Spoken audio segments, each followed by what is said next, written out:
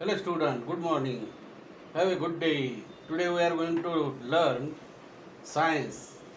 Chapter 2, acid and base. 10th standard बरं का.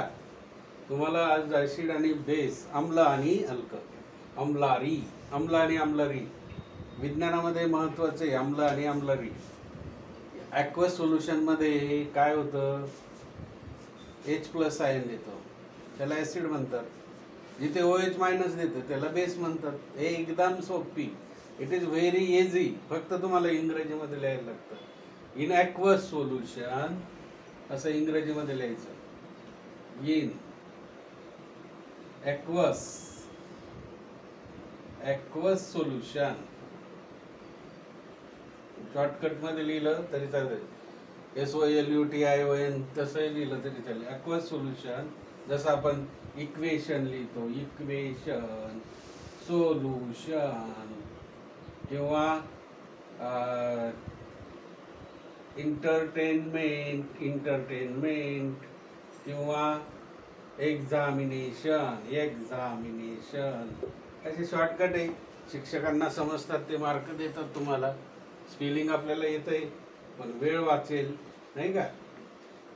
Examination हे सगळं. ॲक्वस सोल्युशन काय होतं, in aqueous solution we get, असा ॲरो करायचा, वी गेट H+ आयन.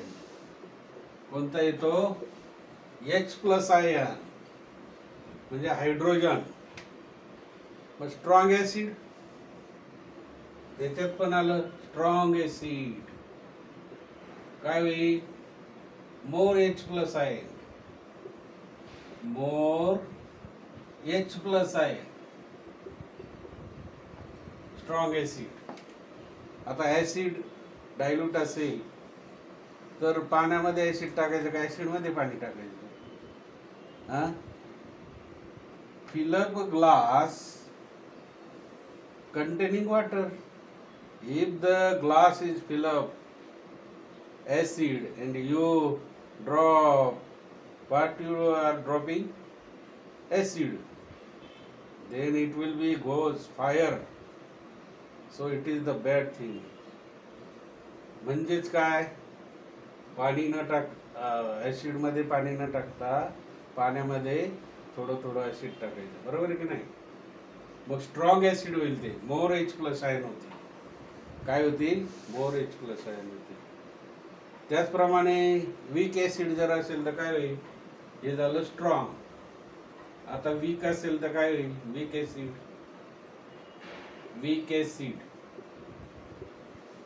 साहजिकच काय आहे, इथे जास्त H+ आयन आहे, इथं काय होतील, लेस H+ आयन.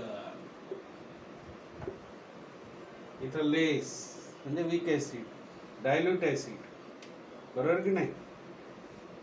आता या ठिकाणी strong acid, weak acid, we know aqueous solution.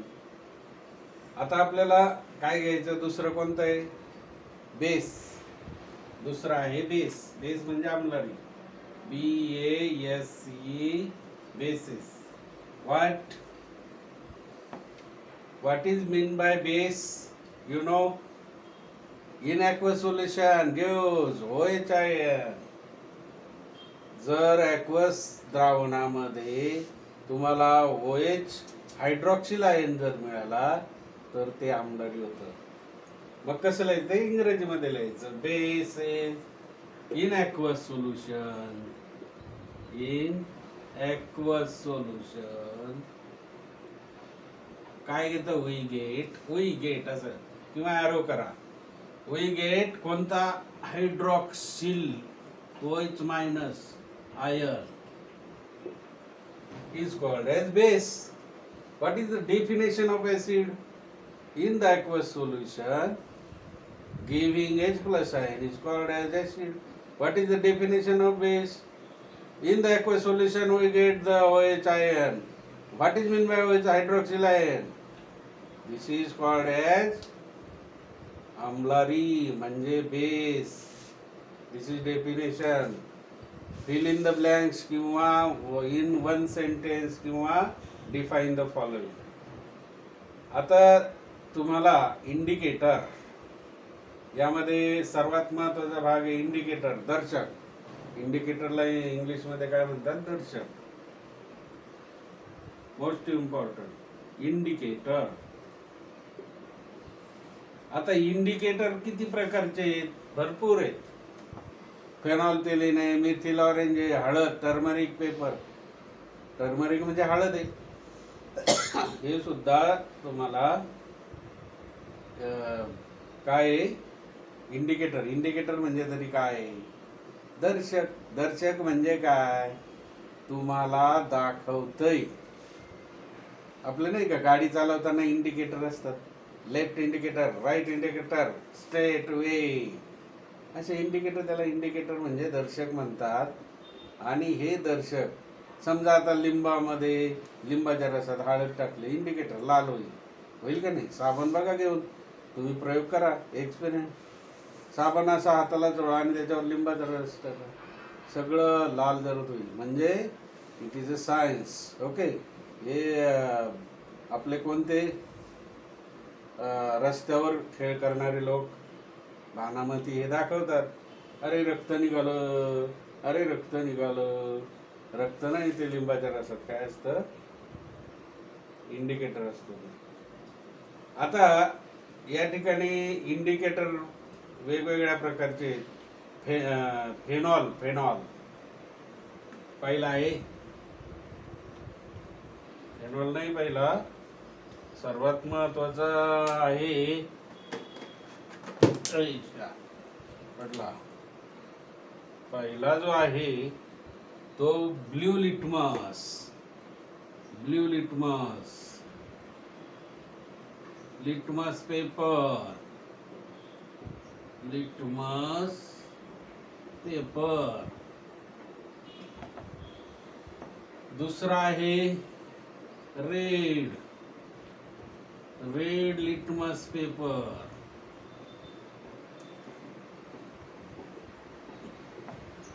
तिसरा आहे कोणता आहे? Methyl orange, methyl orange, methyl orange. नंतर turmeric paper, starch, turmeric paper, starch पण आहे, सॉन, हळद पण आहे. टर्मरिक म्हणजे हळदच ना, बरोबर की नाही? आता मराठीमध्ये चांगली मी सांगतो तुम्हाला, ती इंग्लिश मध्ये लिहा. एक नाव लक्षात ठेवा. कोणतं? अनिता. अनिता. हा. मग काय? आम्लामध्ये निळा लिटमस तांबडा होतो, म्हणजेच ऍसिड आहे की नाही? ऍसिड. किती सोपं आहे. निळा litmus, blue litmus, litmus, litmus get converted into red. In the acid, blue litmus paper is turned into the red color. Okay, this confirm that what is it? It is acid. If blue litmus is as it is constant, no change at all, what will happen? There will be the base. Okay, so now we methyl orange, all these turmeric paper, acid base, we will get it very important in the annual examination, but you must have to study. Otherwise you must know what is H, what is OH, what is solution, what is litmus paper, or in the acid, in the base, and now only one reaction will be there. Which one reaction? I clean this. Okay. Only one reaction. That is the neutralization process. What is meant by neutralization? Neutralization म्हणजे उदासीकरण. उदासीकरण म्हणजे काय? आम्लामध्ये आम्लारी किंवा base एकत्र अभिक्रिया झाली तर मीठ आणि काय तयार होतं, पाणी तयार होतं. या क्रियेला उदासीनीकरण असे म्हणतात. मग इंग्रजीमध्ये कन्वर्ट करा. In the reaction acid, what is acid, we get a reaction neutralisation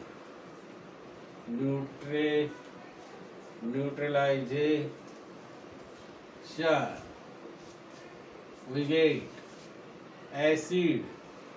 Which is the acid? HCl. Which is base reacted with NaOH? give rise काय देतोय, NaCl. कारण याच्यावर प्लस आहे याच्यावर मायनस आहे, हे इकडं NaCl बरोबर. आणि राहिलेले ते म्हणजे दोन याचे H2O plus H2O. This is water. Then we must know neutralization.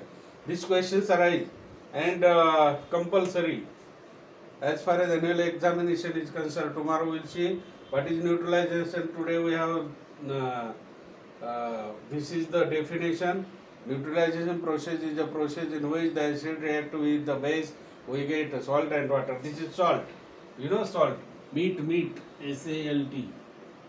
Salt and water. पाणी आणि मीठ मिळतं किंवा पाणी आणि हे सॉल्ट म्हणजे क्षार. आम्लामध्ये आम्लारी टाकले पाणी आणि क्षार मिळते, याला उदासीनीकरण असे म्हणतात. किंवा इंग्रजीमध्ये acid react with base we get salt and water is called as neutralization. Okay, study. Thank you.